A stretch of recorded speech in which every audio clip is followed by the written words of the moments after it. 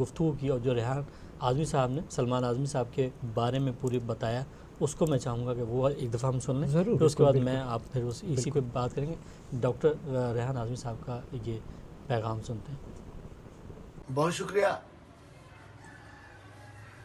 ہدایت T V کے producer اور ان کے تمام عملے کا شکر گزار ہوں۔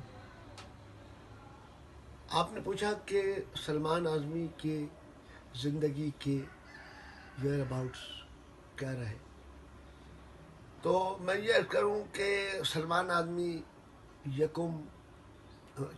4 دسمبر 1986 کو انچولی سادات کالونی میں تولد ہوئے، اور بچپن سے ہی ان کے معاملات کچھ حب آل محمد کے حوالے سے اور خاندان ابو طالب کے حوالے سے یہ تھے کہ وہ اپنی صغر سنی میں بھی، کیونکہ گھر میں ماں باپ کا ماحول بھی عزاداری اور شعر و ادب سے رہا ہے، تو سلمان اعظمی نے 6 سال کی عمر میں سب سے پہلے پاکستان ٹیلی ویژن کے ایک بچوں کے مشاعرے میں، نعتیہ مشاعرے میں شرکت کی تھی، جو کہ اس وقت ان کے انتقال کے بعد لوگوں نے اس کو وائرل کیا۔ سلمان اعظمی نے سن 2010 میں ازائی، رسائی، ولائی، عزاداری کے حوالے سے شاعری کا آغاز کیا،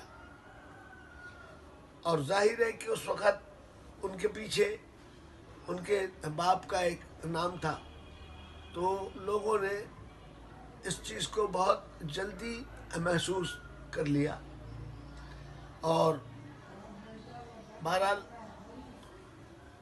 میں اور کیا عرض کروں کہ مچھلی کے بچے کو کوئی تیرنا نہیں سکھاتا، اور مچھلی کو پانی میں ڈبو کو کوئی مار نہیں سکتا۔ باقی آپ لوگ بخوبی جانتے ہیں کہ وہ بچہ کس اس کا ماحول کا پروردہ تھا، تو اس میں حیرانی کی بات بھی ہے اور حیران ہونے کی بات نہیں بھی ہے، کیونکہ جس عمر میں لوگ اردو کے لفظ سے شناسا نہیں ہوتے، جس عمر میں فکر کی بالیدگی جو ہے وہ شعر و ادب تو کیا، اور جوش ملیحہ آبادی کا وہ شعر نامعلوم کتنی صدیوں سے ہے اور کتنی صدیوں تک رہے گا انشاءاللہ۔ کچھ وہ میں تو اس کو تو جوش صاحب کی پیش گوئی سے تعبیر کرتا ہوں۔ انہوں نے ایک جملہ کہہ دیا اور وہ آج اس کے ثمرات اور اثرات عالم اعضاء اور ولا پر روشناس ہے، اور اپنا ہو غیر ہو وہ جو صاحب کی اس بات پر سوات کرتا ہے کہ بے شک یہ ہونا ہے اور ہو گیا۔ ابھی میں نے ایک پتہ نہیں چینل پر اہل سنت حضرات کی ایک ٹیم کو دیکھا جو باقاعدہ میرے لکھے ہوئے نوحے پر ماتم کر رہے تھے۔ تو بات یہ ہے کہ محمد و آل محمد کے غم میں غمی خوشی میں خوشی کرنے والے ہی تو اللہ کے اور رسول کے خاصان میں شمار کیے جاتے ہیں. بے شک. اور تو یہی صورتحال سلمان اعظمی نے بہت جلدی انہوں نے ترقی کی اور لوگوں کے لیے ہر دل عزیزی کا جھنڈا وصول کیا. بے شک.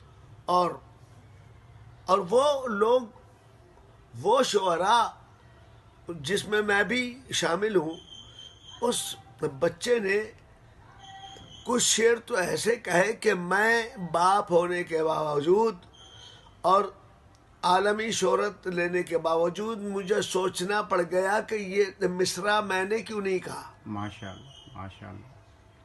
تو میں نے ایک جگہ کہا تھا کہیں محفل میں، جہاں میں بھی موجود تھا، سلمان میاں بھی موجود تھے، ارسلان میاں بھی موجود تھے.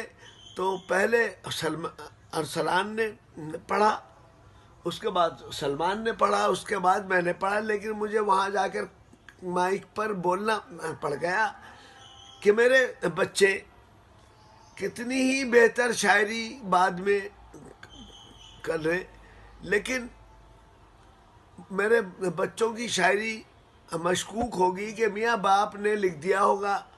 تو میں نے کہا بات یہ ہے کہ یہ شک ضروری ہے تاکہ ولدیت مشکوک نہ ہو. بے شک. صحیح. تو میں تو اس بارے میں اپنے آپ کو بہت خوش قسمت سمجھتا ہوں.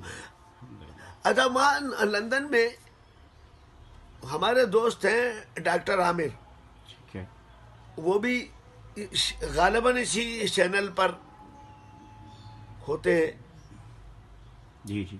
تو وہ جو ہے، وہ جب انہوں نے نوحہ خوانی شروع کی تھی تو وہ ہم سے، ہمارے نوحوں سے شروع کی تھی، لیکن وقت کی رفتار نے سلمان اعظمی کو وہاں لے جا کر کھڑا کر دیا. اب جہاں ڈاکٹر عامر ہو، ندیم سرور ہو، یا دنیا بھر کے صاحبان بیاض ہوں، ان کے پاس اب سلمان اعظمی کا دو چار نوحے ضرور ہیں. بے شک بے شک. اور وہ اس کے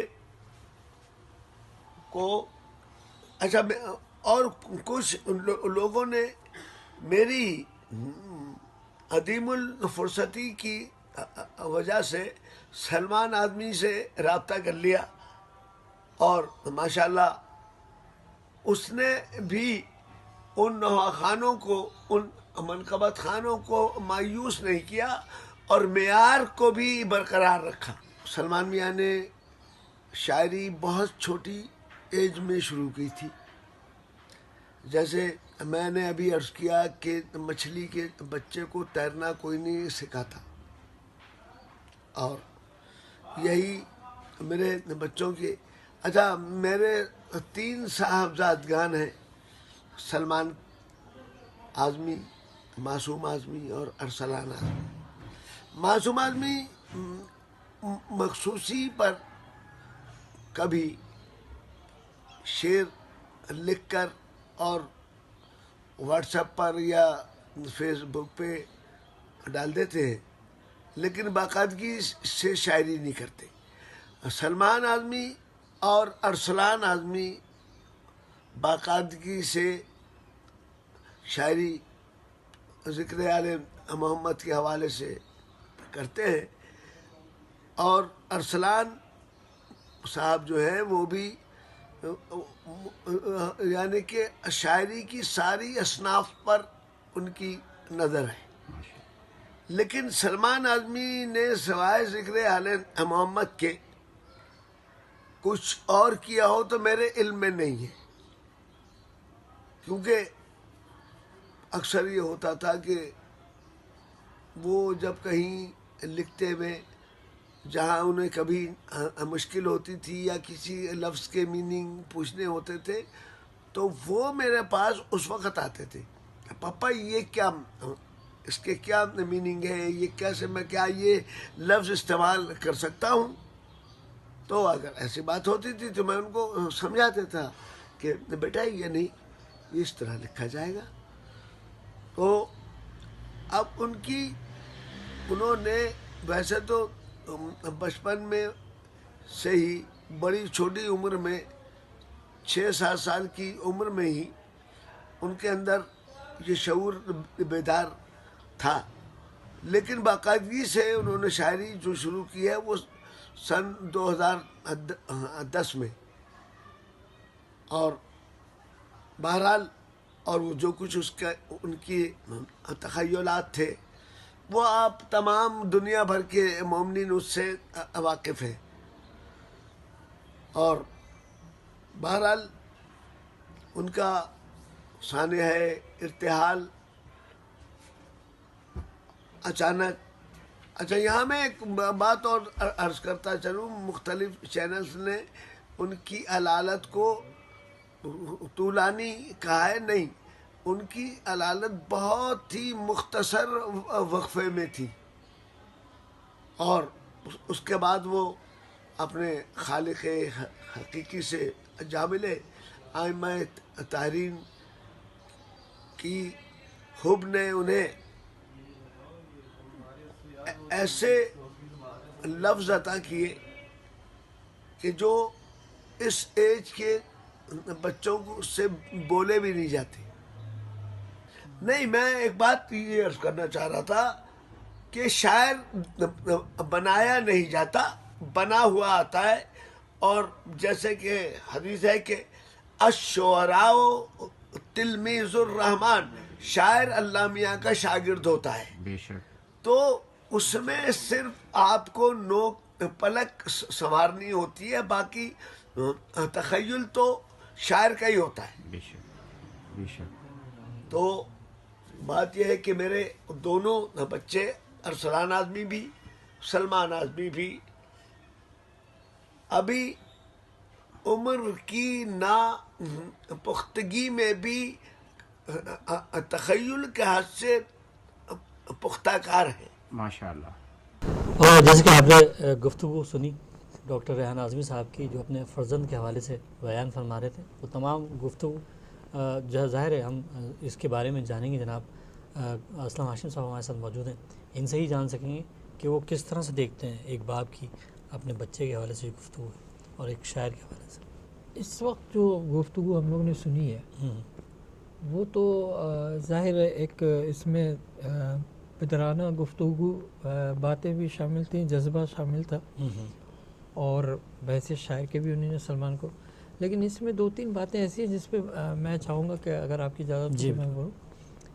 ایک تو حدیث سنائی انہوں نے کہ شاعر جو ہے، اور وہ شاعر اہل بیت کی بات ہو رہی ہے کہ وہ جو ہے وہ رحمان کا شاگرد ہوتا ہے۔ وہاں سے اس وقت میرے ذہن میں فوراً آیا کہ اصل واقعہ یہ ہے کہ ہماری جتنے بھی انسان ہیں، میں ان کی بات کر رہا ہوں، ان کی ارواح جو ہے جب عالم ارواح میں تھے تو وہاں ان سے مختلف وعدے لیے گئے۔ اب جیسے سلمان اعظمی سے کہا گیا کہ تم شاعری کرو گے، انہیں یہ میں ایک خیال ظاہر کرتا ہوں، تو انہوں نے کہا میں شاعری کروں گا محمد علیہ السلام کی۔ تو وہاں ان کی ڈیوٹی لگ گئی تھی۔ کیا بات ہے، کیا بات۔ جب وہ اس دنیا میں آئے تو پھر وہ شاعری ہی کے لیے آئے تھے۔ کیا بات۔ بلکہ مجھے ابھی یاد آ رہا ہے کسی نوح خان نے کسی انٹرویو میں یہ بات کی تھی کہ وہ یہ سمجھتا ہے، اور اس کی تردید یا تائید اس وقت بہترین ہے، کاشف کریں گے، کہ وہ یہ سمجھتے ہیں کہ اگر وہ نوح خان نہیں ہوتے تو وہ اس دنیا میں نہ ہوتے۔ ان کو خلقی اس لیے کیا گیا کہ وہ نوح خانی کریں۔ کیا یہ اور اس کے علاوہ ریحان اعظمی صاحب نے جو باتیں کی ہیں، میں تو کہوں گا کہ وہ باقاعدہ شاعری جو ہے، پختگی جو ہے وہ تو اتنی زیادہ تھی کہ اگر کوئی یہ شک کر رہا تھا کہ ریحان اعظمی سے لکھ رہے ہیں تو وہ غلطی پہ تھا، وہ چیز ریحان کے پاس بھی نہیں جو انہوں نے کہی، جو اس نے کہی. جیسے انہوں نے خود نے کہا یہ ایک اعتراف بھی کیا. جی میں نے جو محسوس کیا تھا کہ سلمان اعظمی کی مرحوم کی شاعری جو تھی بہت مضبوط تھی اور بہت ہی اعلیٰ تھی، لیکن ایک کم عمری شاعری کی عمر بھی کم اور اس کی اپنی بھی عمر کم. کیا بات ہے، کیا بات ہے، بالکل آپ نے صحیح فرمایا. اور بہت کم عمری میں بہترین شاعری انہوں نے دی، اور پوری دنیا میں، مطلب صرف ایک حصے کے لیے نہیں، ایک خطے کے لیے نہیں، بلکہ ان کی شاعری پوری دنیا میں آج بھی، اور جب تک ظاہر ہے محمد ولی محمد کا ذکر رہے گا ان کی شاعری رہے گی. اسی حوالے سے ایک اور جو ہے ان کے جو بھائی ہیں معصوم اعظمی، جن کا ذکر کیا ڈاکٹر ریحان اعظمی صاحب نے، ان کا بھی جو ایک پیغام ہے، ان کی جو گفتگو ہے، وہ بھی آپ کو سنواتے ہیں کہ وہ کیا کہتے ہیں اپنے بڑے بھائی کے لیے. ضرور.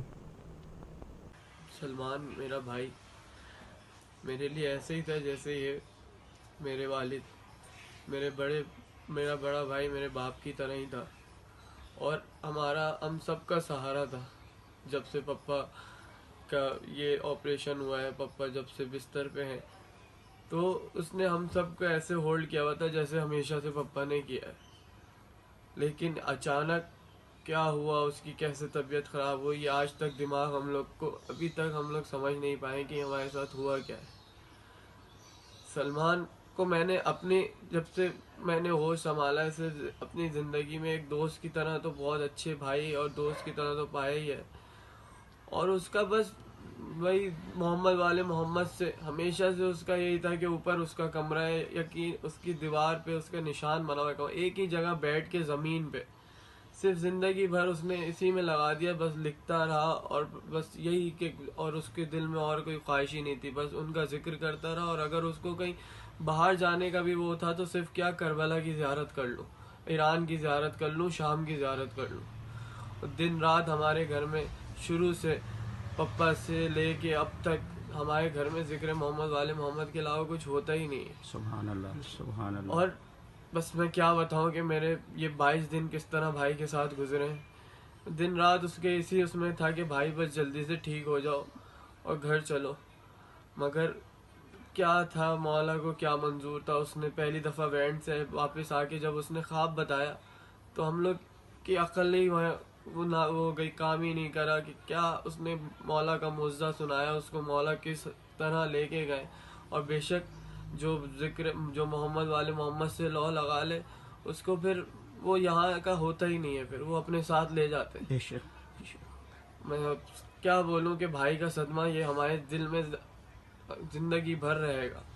اور جیسے کہ آپ نے سنا معصوم اعظمی کی گفتگو کو، معصوم اعظمی ظاہر ہے جو چھوٹا بھائی ہے اور تیسرا بھائی ہے، اور اس نے جس طرح سے کہا کہ کس طرح سے سلمان اعظمی نے اپنے والد کی علالت کے بعد کس طرح سے اس نے ان سب بھائی کو سنبھالا، والد کو سنبھالا، اس بارے میں بھی ظاہر ہے مبلغ اسلم ہاشم صاحب موجود ہیں، وہی بتا سکیں گے کہ کیسا